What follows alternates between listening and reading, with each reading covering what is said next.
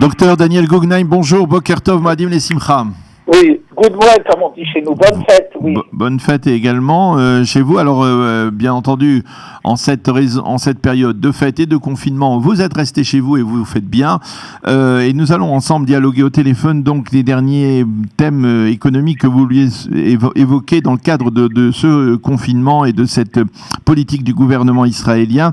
Alors, quelles sont justement les dernières évolutions économiques autour de ce second confinement? On a plusieurs données qui paraissent parfois contradictoires concernant le taux de chômage, concernant le nombre de chômeurs et le nombre de personnes qui ont été placées en congé sans centre en khalat.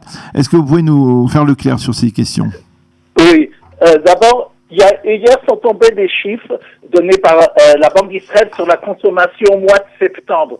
C'est-à-dire que quelques jours après déjà, on peut savoir quelle a été la consommation au niveau des cartes de crédit. Ce qui a montré, c'est, je pense, très important, et c'est la première fois que ça arrive vraiment depuis la période du confinement, c'est une baisse importante de la consommation des ménages, des dépenses par les cartes de crédit et autres. On pourrait s'étonner parce que septembre, c'est déjà la préparation pour les fêtes. Quand il y a eu le premier confinement juste avant Pessah, il y avait eu une consommation importante des ménages concernant les produits de première consommation, que ce soit la nourriture ou les papiers ou des choses de ce genre. Et là, au contraire, ça a été une baisse importante de la consommation.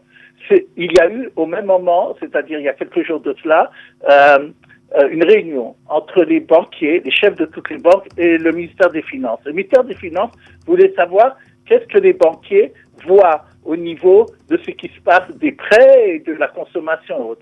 Ils ont confirmé les chiffres que je viens de soulever en disant qu'apparemment en Israël, on est dans une période donc de récession, mais que les consommateurs, ce qu'ils font, c'est que par l'incertitude et du fait apparemment qu'on est dans le second confinement et qu'on ne sait pas comment on va sortir et combien de temps ça va durer, sont en période de thésaurisation.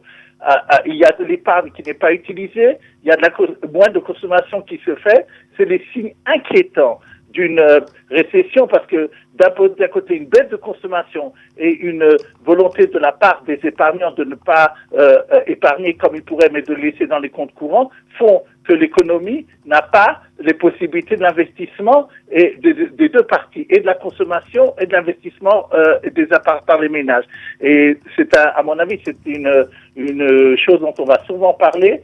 Et à part cela, sont tombés aussi, malheureusement, les résultats de rentabilité de ce qu'on appelle l'épargne à moyen terme, c'est-à-dire les caisses de retraite, les fonds de formation de fin septembre. Ils sont négatifs. La bourse, sûrement en Israël, j'en parle souvent ici, il n'a pas été bon entre le mois de septembre, et ce qui fait que le mois dernier, il y a plus de 1% en moyenne, les épargnants à moyen terme ont perdu. Depuis le début de l'année, d'ailleurs, ce qui est rare ces dernières années, c'est une rentabilité négative autour de 0,7% sur l'épargne à moyen terme, et ce sont donc des éléments qui sont inquiétants et qui reviennent dans la même chose.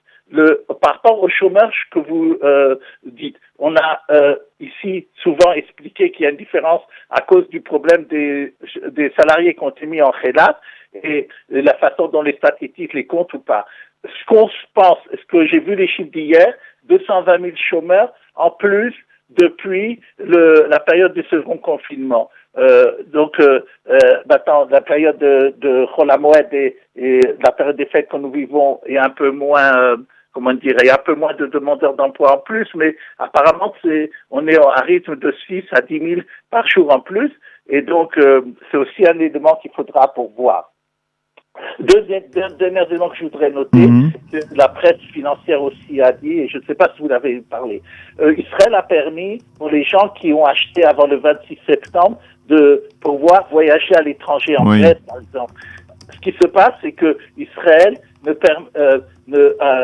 permet justement pas aux gens de partir vraiment, ça est beaucoup limité. Et donc les compagnies, elles, ne veulent plus faire le voyage en disant si moi je reviens de Grèce et après je dois partir d'Israël en Grèce vide, Ryanair ou des compagnies de charter ou autres, ils disent ça me vaut pas le coup. Et donc en fait, on a pour l'instant apparemment une paralysie de nouveau, même pour les voyages touristiques, pour les Israéliens et pour les rapports entre Israël et ses proches voisins dont on avait parlé. Une dernière chose que j'ai vue hier, Eilat, la ville de Eilat, a fait le chef, donc son maire, a fait une interjection au Bagat, c'est-à-dire la Cour suprême en Israël, pour dire je ne comprends pas. Moi, je dis Eilat est considéré comme ville verte.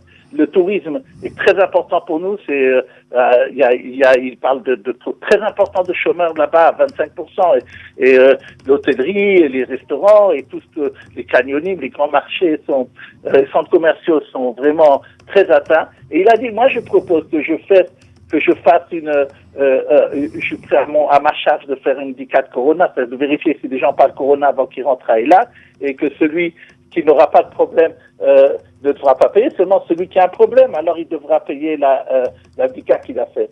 Et donc, je ne sais pas ce qui va se passer à ce niveau-là. Je pense que la semaine prochaine, ils prendront une décision, mais c'est effectivement encore un point assez inquiétant à noter. Alors, on a parlé de ces données qui, on va dire, sont plutôt mitigées, même on va dire plutôt inquiétantes même. Mais on a aussi parlé au cours des dernières semaines de l'aide économique du gouvernement. Alors, est-ce qu'il y a un changement dans l'approche du gouvernement concernant les aides économiques, ou on reste toujours dans le même genre de démarche, c'est-à-dire que on va continuer à payer des congés sans solde à ceux qui ne travaillent pas, qui ont été mis au chômage? Alors, deux choses. Le ministère des Finances, et je ne sais pas la raison c'est-à-dire fait énormément de publicité pour le fait qu'il facilite en ce moment le paiement de ne pas payer l'Arnona, c'est-à-dire l'impôt foncier, je crois qu'on appelle ça l'impôt locatif plutôt, l'impôt locatif qu'on a payé dans les villes. Il a baissé énormément les critères pour pouvoir avoir droit à ce droit, que ça soit un indépendant, que ça soit une petite entreprise. Il a dit même 25% en moins de recettes. Il parle des recettes par rapport à l'année dernière. Je le rends complètement, j'annule complètement son besoin de payer cette Arnona. Il dit de faire passer, je ne sais pas pourquoi ça, par le ministère de l'économie. Il faut voir, il y a des papiers express qui sont faits pour ça. C'est une des grandes choses qu'il a annoncées. Une autre chose qu'il a dit, allô? Oui, nous entendons. C'est que il voulait aider. Il fait un plan. Il a demandé au ministère des Finances de faire un plan pour aider encore plus les défavorisés, les salariés très défavorisés, pour pouvoir leur donner une nouvelle aide. Et il est en train apparemment, dans les jours qui viennent, le ministère des Finances a publié un nouveau plan pour aider surtout les salariés défavorisés. Il y a un problème de salariés qui ne rentrent pas dans le marché du travail parce que pour eux, le Sénat est assez intéressant et dans la perspective où il n'y a pas de scolarité pour les enfants et des choses comme ça, ils préfèrent peut-être rester à la maison. Apparemment, ce sont aussi des encouragements à ce niveau-là qui seront donnés à ceux qui reprennent le travail, même sur des salaires pas très importants.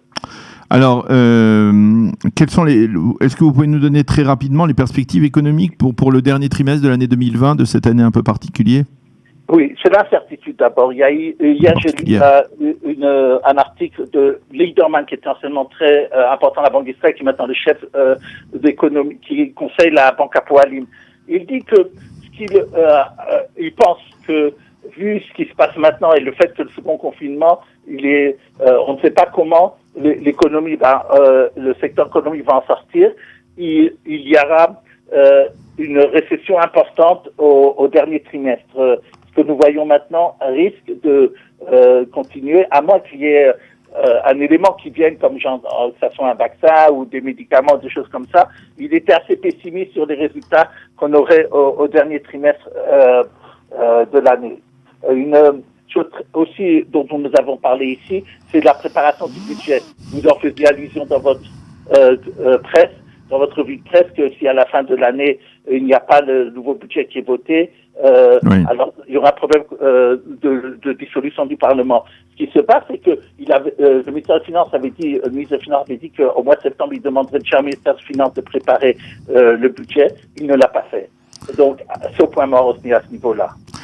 Alors, juste un mot, vous parliez d'une société, très rapidement, Daniel, la société Uniblykes, qui est à l'origine d'un nouveau traitement thérapeutique qui a quadruplé sa valeur boursière, et vous vouliez voir si c'était justifié. Rapidement, pourquoi c'était important? Oui, j'ai entendu parler aussi de ça, Khalid en avait parlé, c'est la semaine dernière, 5 personnes qui étaient très atteintes du corona, qui allaient mourir, ont été sauvées par ce médicament, et par le chef de Hadassah qui s'occupe du corona, qui a mis ce médicament. Il est lié, ce professeur-là, à une société Uniblykes, qui est cotée à la bourse en Israël et aux États-Unis, et apparemment ça a tellement plu aux investisseurs que en quelques jours, ça a été plus que 200% d'augmentation de sa valeur. Okay. Maintenant, les avis financiers disent qu'il faut faire attention, on a un peu baissé d'ailleurs ces derniers jours, parce qu'il faut voir si c'est au-delà de ces 5 personnes qui ont été sauvées, si c'est quelque chose qui est vraiment une révolution à ce niveau-là. Et toujours, comme on dit dans la finance, être prudent, d'un optimisme mesuré. Voilà, oui, optimisme mesuré, c'est le terme qui revient ce matin dans toute cette heure d'actualité, en particulier donc sur le plan sanitaire, mais également sur le plan économique. Merci beaucoup, Dr Daniel Guggenheim, d'avoir été avec nous ce matin. On vous souhaite, Chag Sameach, bonne santé, à bientôt. Merci beaucoup, au revoir.